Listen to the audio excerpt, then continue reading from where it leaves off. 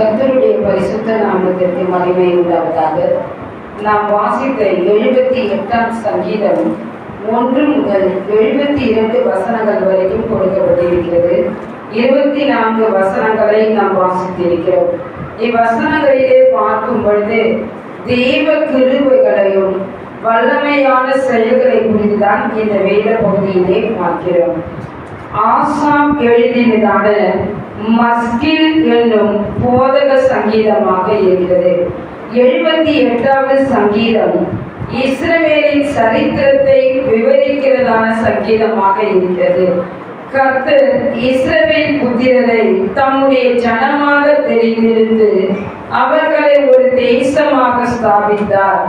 இஸ்ரவேலின் ஜனத்தாரின் சரித்திரத்தை அவர்களுக்கு பின் அவர்களுடைய சந்ததியார்களுக்கு போதிக்கும் வண்ணமாகத்தான் இந்த சங்கீத பகுதி கொடுக்கப்பட்டு இருக்கிறது. இந்த சங்கீத பகுதியிலே மோசேயில் தொடங்கி தாவீது வரைக்கும் சொல்லப்பட்டு இருக்கிறது. இந்த சங்கீத பகுதியை இஸ்ரவேல் புத்திரர் பயபக்தியோடு பாடும் பொழுது முன்னோருடைய சரித்திரங்கள் எல்லாவற்றையும் அறிந்து கொள்ளலாம். ஆனால் இந்த சங்கீத பகுதியிலே மைய கருத்து இஸ்ரவேல் ஜனங்கள் நன்மைகளை, கர்த்தர் செய்த நன்மைகளை மறந்து விட்டார்கள் என்பதே இந்த வேத பகுதியுடைய மைய கருத்தாக இருக்கிறது. சபையானது ஏதோ ஒரு சந்ததியில் தோன்றி அது அந்த சந்ததியிலே முடிந்து விடுகிறது இல்லை. சபை ஒரு சந்ததியாக கடந்து வருகிறது. கர்த்தர் தம்முடைய சந்ததியை பூர்வ காலத்தில் ஸ்தாபித்தார். அதை இக்காலம் வரைக்கும் பாதுகாத்து பராமரித்து வருகிறார். ஒரு சந்ததி ஆண்டவரை சேவிக்கிறது. தலைமுறை தலைமுறையாக அது கர்த்தருடைய சந்ததி அல்லது ஆண்டவருடைய சந்ததி எனப்படுகிறது. ஹல்லேலூயா. நம்முடைய தியானத்திற்கென்று நாம் எடுத்துக்கொண்டதான வசனம் 78ஆம் சங்கீதம் 12ஆம் வசனத்தை நாம் வாசிப்போம். அவர்களுடைய பிதாக்களுக்கு முன்பாக எகிப்து தேசத்து சோவான் வெளியிலே அவர் அதிசயமானவைகளை செய்தார். ஹல்லேலூயா. இக்கால வேளையிலே தேவ பிள்ளைகளுக்கு கர்த்தர் அதிசயமானவைகளை செய்தார். ஹல்லேலூயா. இக்கால வேளையில வந்திருக்கிற ஒவ்வொரு தேவனுடைய வாழ்க்கையிலும் கர்த்தர் அதிசயமான காரியங்களை செய்வாராக. ஹல்லேலூயா. ஹல்லேலூயா. அதிசயம் என்று சொன்னால் மிராக்கிள், மார்வெலஸ் திங்கிங் என்ற அர்த்தமாக இருக்கிறது. புதுமையான காரியம், இதுவரைக்கும் யாரிடத்திலும் செய்யப்படாத காரியம், வினோதமான காரியம், வியப்படையத்தக்கதான காரியம், பிரமித்து போகிறதான காரியங்களை தேவனாகிய கர்த்தர் உன்னுடைய வாழ்க்கையை செய்வதற்கு வல்லவராக இருக்கிறார். உன்னால் அந்த காரியங்களை இமேஜினேஷன் பண்ணக்கூட முடியாது. அத்தனை வெளிதான காரியங்களை தேவனாகிய கர்த்தர் உன்னுடைய வாழ்க்கையை செய்வதற்கு வல்லவராக இருக்கிறார். இந்த சோவான் வெளி என்று பார்க்கும் பொழுது இஸ்ரவேலர்கள் எகிப்தில் வாழ்ந்திருந்ததான கோசோன் பகுதிக்கு அருகில் இருந்ததான ஒரு பார்வோனுடைய நகரம் தான் இந்த சோவான் வெளியாக இருக்கிறது. இந்த சோவான் வெளியிலே கர்த்தர் அதிசயமானவர்களை செய்தார். ஹல்லேலூயா. அதிசயங்களை செய்திருக்கிற தேவன், அதிசயங்களை செய்கிறவர், அதிசயங்களை செய்திருக்கிற தேவனாக இருக்கிறார். ஹல்லேலூயா. 40ஆம் சங்கீதம் 5ஆம் வசனத்திலே தேவனாகிய கர்த்தர், நீர் எங்களுக்கு செய்த உம்முடைய அதிசயங்களும் உம்முடைய யோசனைகளும் அநேகமாய் இருக்கிறது. ஒருவரும் அவைகளை உமக்கு விவரித்து சொல்ல முடியாது. நாம் அவைகளை அறிவித்து சொல்லி அறிவிக்க வேண்டுமானால் அவைகள் எண்ணிக்கைக்கு மேலானவைகள். விவரித்து சொல்ல முடியாத அளவுக்கு கர்த்தர் அதிசயங்களை செய்கிறார். எண்ணிக்கைக்கு மேலான ஒரு அதிசயங்களை அவர் செய்கிறார். ஹல்லேலூயா. ஏனென்று பார்க்கும் பொழுது இயேசுவினுடைய பெயர் என்னவென்று பார்க்கும் பொழுது அதிசயம், அதிசயமானவர். ஏசாயா தீர்க்கதரிசன புத்தகம் 9ஆம் அதிகாரம் 6ஆம் வசனத்திலே நமக்கும் நமக்கு ஒரு பாலகன் பிறந்தார், நமக்கு ஒரு குமாரன் கொடுக்கப்பட்டார். கர்த்தத்துவம் ஒரு தோளின் மேல் இருக்கும். அவர் நாமம் அதிசயமானவர், ஆலோசனை கர்த்தர், வல்லமையுள்ள தேவன், நித்திய பிதா, சமாதான பிரபு எனப்படும். ஹல்லேலூயா. அதிசயமானவர். ஹல்லேலூயா. ஹல்லேலூயா. அதிசயமான தேவன். அவருடைய பெயரை அதிசயம் என்று பார்க்கிறோம். நியாயாதிபதியின் புஸ்தகம் 13ஆம் அதிகாரம் 18ஆம் வசனத்திலே அவருடைய நாமம் அதிசயம் என்று பார்க்கிறோம். கர்த்தருடைய தூதனானவர் மனோவாவின் மனைவிக்கு தரிசனமாகி சொல்லுகிறதான காரியங்களை பார்க்கிறோம். நீ கர்ப்பவதி ஆகி ஒரு குமாரனை பெறுவாய், அவன் கர்த்தருக்கென்று நசரேயனாய் இருப்பான் என்று பார்க்கிறோம். இந்த நசரேயன் என்று சொல்லும் பொழுது திராட்சை ரசமும் மதுவும் குடியாதவன், தீட்டானதை புசியாதவன், தலைமேல் சவரகன் கத்தி படாதவன் என்று பார்க்கிறோம். ஹல்லேலூயா. வாழ்நாள் முழுவதும் திராட்சை ரசத்தையாகிலும் மதுவையாகிலும் குடிக்காமல் இருக்க வேண்டும், தீட்டானதை புசிக்காமல் இருக்க வேண்டும், தலையின் மீது கத்திப்படாக தலைமுடியை சிறைக்காதவனாக இருக்க வேண்டும் என்பதை குறித்துதான் நசரேயனாக இவன் கர்த்தருக்கென்று நசரேயனாக இருப்பான் என்று சொல்கிறான். இந்த காரியங்களை மனோவாவின் மனைவி மனோவாவுக்கு அறிவிக்கிறார். உடனே மனோவா கர்த்தர் எனக்கு மறுபடியும் கற்பிப்பாராக என்று கேட்கும்போது இந்த பிள்ளையை நாங்கள் எப்படி வளர்க்க வேண்டும், எவ்வாறு நடத்த வேண்டும் என்று கேட்கும்போது கர்த்தருடைய தூதனானவர் மனோவாவுக்கு அவன் மனைவிக்கு அறிவிக்கப்பட்டது போலவே மறுபடியும் அறிவிக்கிறார். உம்மை நாங்கள் கனம் பண்ண விரும்புகிறோம், எங்களுக்கு நல்வார்த்தைகளும் விசேஷமான காரியங்களையும் பெரிய வார்த்தைகள் எல்லாவற்றையும் அறிவித்திருக்கிறீர். உம்மை கனம் பண்ணுவதற்காக உமது நாமத்தை எங்களுக்கு சொல்ல வேண்டும் என்று சொல்லுவது, என் நாமத்தை நீ கேட்பானே என்று சொல்லி என்னுடைய நாமம் அதிசயம் என்று அவர் சொல்லுகிறார். ஹல்லேலூயா. அந்த வசனத்தை நாம் வாசிக்க போகிறோம். நியாயாதிபதியின் புஸ்தகத்தை 13ஆம் அதிகாரம் 18வது வசனத்தை நாம் வாசிப்போம். அதற்கு கர்த்தருடைய தூதனானவர், என்னுடைய நாமம் என்னவென்று நீ கேட்க வேண்டியது என்ன? அது அதிசயம் என்றார். ஹல்லேலூயா. என்னுடைய நாமம் என்னவென்று நீ கேட்க வேண்டியது என்ன? என்னுடைய நாமம் அதிசயம். ஹல்லேலூயா. ஹல்லேலூயா. அவர்கள் பார்த்து கொண்டிருக்கையில் கர்த்தருடைய தூதனானவர் அவருடைய வழிகளை பற்றித்து அதிசயம் விலகினது என்று பார்க்கிறோம். தேவ பிள்ளைகளுடைய வாழ்க்கையிலே கர்த்தர் அதிசயமான கர்த்தராக இருந்து அதிசயமான காரியங்களை உன்னுடைய வாழ்க்கையில் செய்கிற தேவனாக இருக்கிறார். அதிசயங்களை காண செய்கிறார், அதிசயங்களை அவர் விளங்க செய்கிறார். புஸ்தகத்திலே 7ஆம் அதிகாரம் 15வது வசனத்தில், நீ எகிப்து தேசத்திலிருந்து புறப்பட்ட நாளில் நடந்தது போலவே உன்னை அதிசயங்களை காண பண்ணுவேன். ஹல்லேலூயா. அதிசயங்களை காண செய்கிற தேவனாக இருக்கிறார். அதிசயங்களை செய்கிற தேவன் ஜனங்களுக்குள்ளே உம்முடைய வல்லமையை விளங்க பண்ணுகிற தேவனாக இருக்கிறார். ஒருவராய் பெரிய அதிசயங்களை அவர் செய்கிறார். உம்மாலே செய்யக்கூடாத அதிசயமான காரியம் ஒன்று உண்டோ என்று பார்க்கிறோம், ஒன்றும் இல்லை என்று எரேமியா தீர்க்கதரிசன புஸ்தகத்திலே 32ஆம் அதிகாரம் 17வது வசனத்திலும் 27வது வசனங்களிலே சொல்லப்பட்டிருக்கிறது. இக்காலை வேளையிலே நீ வியந்து பார்க்கத்தக்கதான ஒரு அதிசயத்தை செய்வார். நீ பிரமித்து போகத்தக்கதான அதிசயத்தை உன்னுடைய வாழ்க்கையை செய்வதற்கு வல்லவராக இருக்கிறார். ஏசாயா தீர்க்கதரிசன புஸ்தகத்திலே 29ஆம் அதிகாரம் 14ஆம் வசனத்திலே அற்புதமும் ஆச்சரியமான பிரகாரமாய் இந்த ஜனங்களுக்குள்ளே ஒரு அதிசயத்தை செய்வேன். ஹல்லேலூயா. அற்புதமும் ஆச்சரியமான ஒரு பிரகாரமாக நான் வழி நடத்துவேன். ஜனங்களுடைய மத்தியிலே உனக்கு ஒரு அதிசயத்தை நான் செய்வேன்.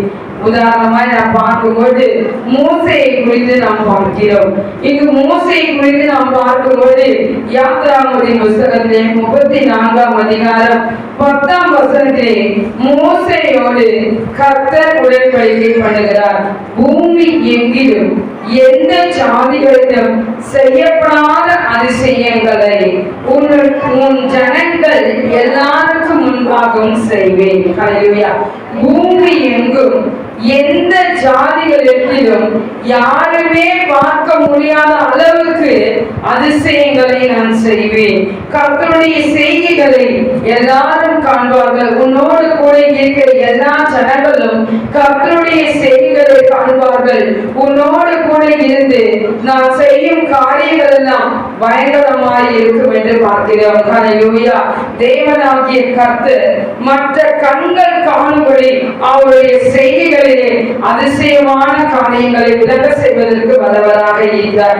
யாருக்கும் செய்யாத காரியத்தை உன்னுடைய வாழ்க்கையிலே செய்வதற்கு வல்லவராக இருக்கிறார். யோபுவின் சரித்திர புஸ்தகத்திலே 9ஆம் அதிகாரம் 10ஆம் வசனத்திலே எண்ணி முடியாத அதிசயங்களை அவர் செய்கிறார். ஹல்லேலூயா. ஹல்லேலூயா. எண்ணி முடியாத அதிசயங்களை செய்கிறார். நாம் வேதத்திலே பார்த்தோம். நாம் வாசித்த அந்த வேத பகுதியிலே 78ஆம் சங்கீதம் 12ஆம் வசனத்திலே எகிப்து தேசத்து சோவான் வெளியிலே என்று பார்க்கிறோம். இந்த எகிப்து தேசத்திலே கர்த்தர் அநேக அற்புதங்களையும் அடையாளங்களையும் செய்கிறார்கள். ஹல்லேலூயா. செய்திருக்கிறார். ஹல்லேலூயா. இந்த எகிப்து தேசத்திலே இஸ்ரவேல் ஜனங்கள் கானான் தேசத்திலே பஞ்சம் நிலவின போது அந்த பஞ்சத்தை தீர்த்து கொள்ளும்படியாகத்தான் எகிப்து தேசத்திலே அவர்கள் தஞ்சம் புகுகிறார்கள். ஏறக்குறைய 430 வருஷம் அங்கே அடிமைப்பட்டார்கள் என்று பார்க்கிறோம். எதற்காக அவர்கள் அடிமைப்பட்டார்கள்?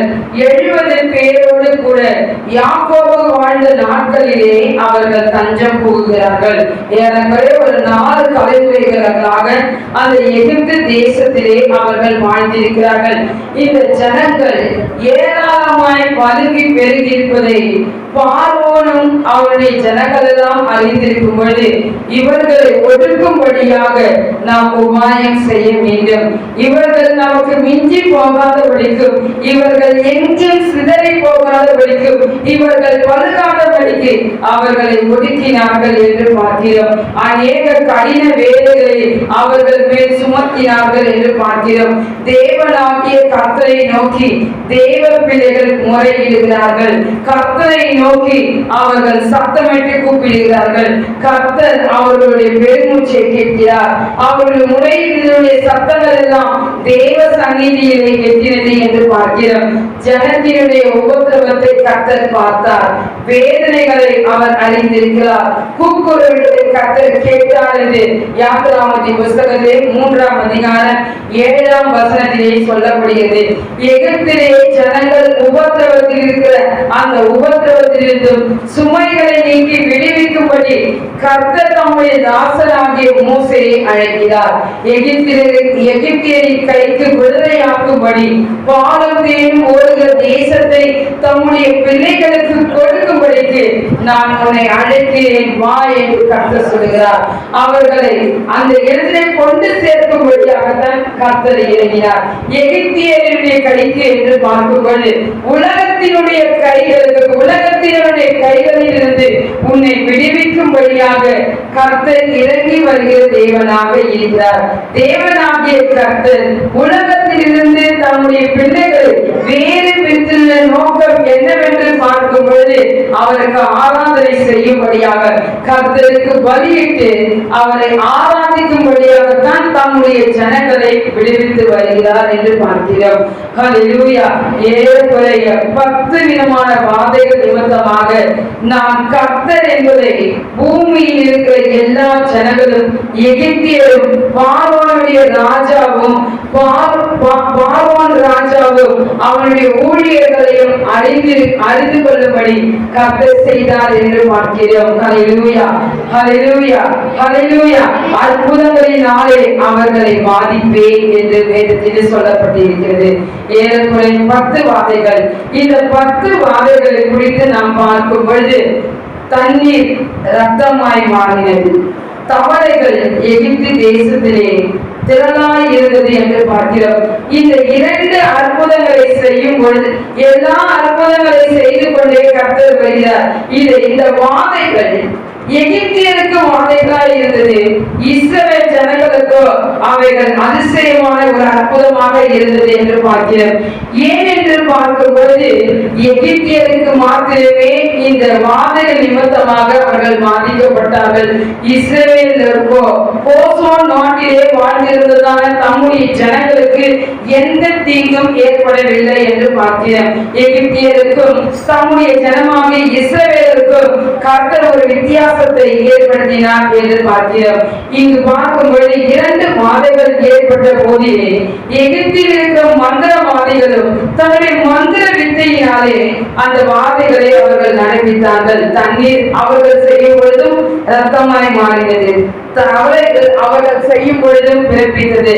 அடுத்த வாதையாக வண்டு, கொள்ளை நோய், கொப்பளங்கள், கல்மழை, வெட்டுக்கிளி, காரிருள், தலைச்சன் பிள்ளை அழிக்கப்படுதல், ஏறக்குறைய 10 வாதைகள்.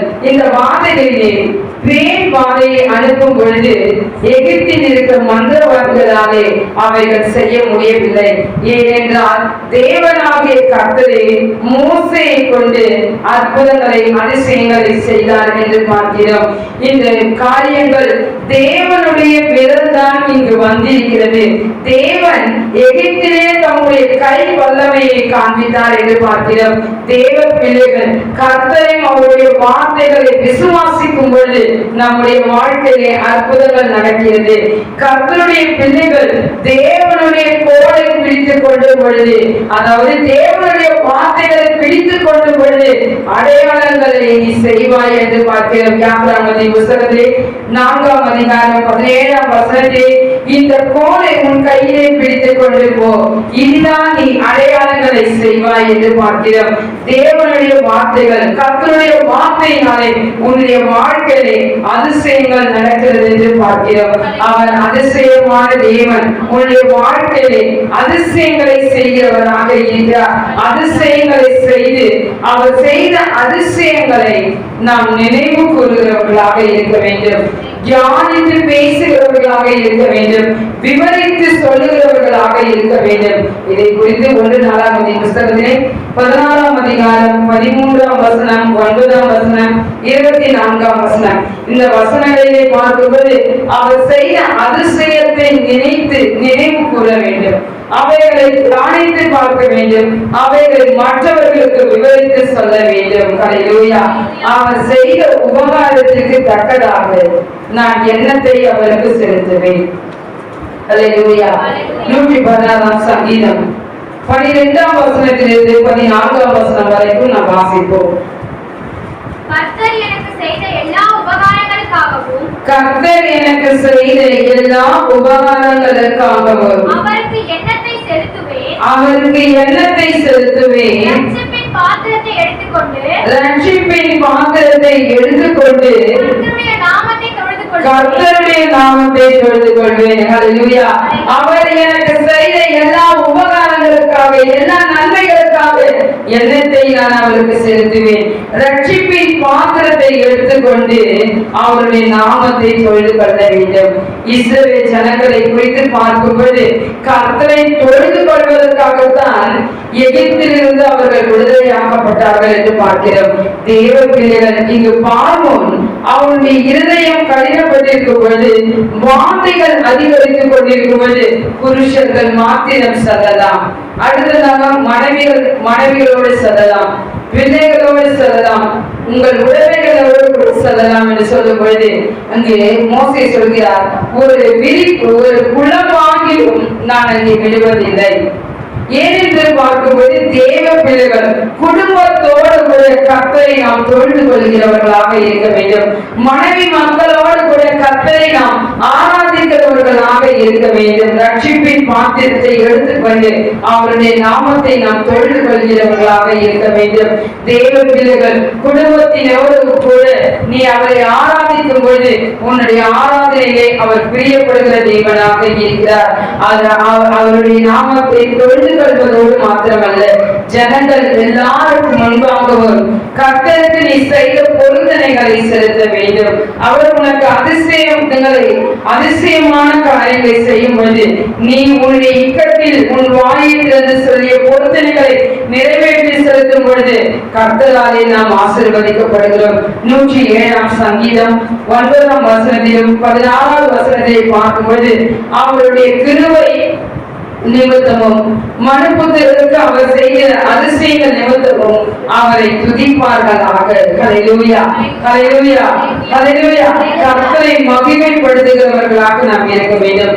துதித்து அவருக்கு மகிமை செலுத்த வேண்டும். கர்த்தர் எனக்கு நன்மை செய்தபடினாலே அவரை பாடுவேன் என்று பார்க்கிறோம்.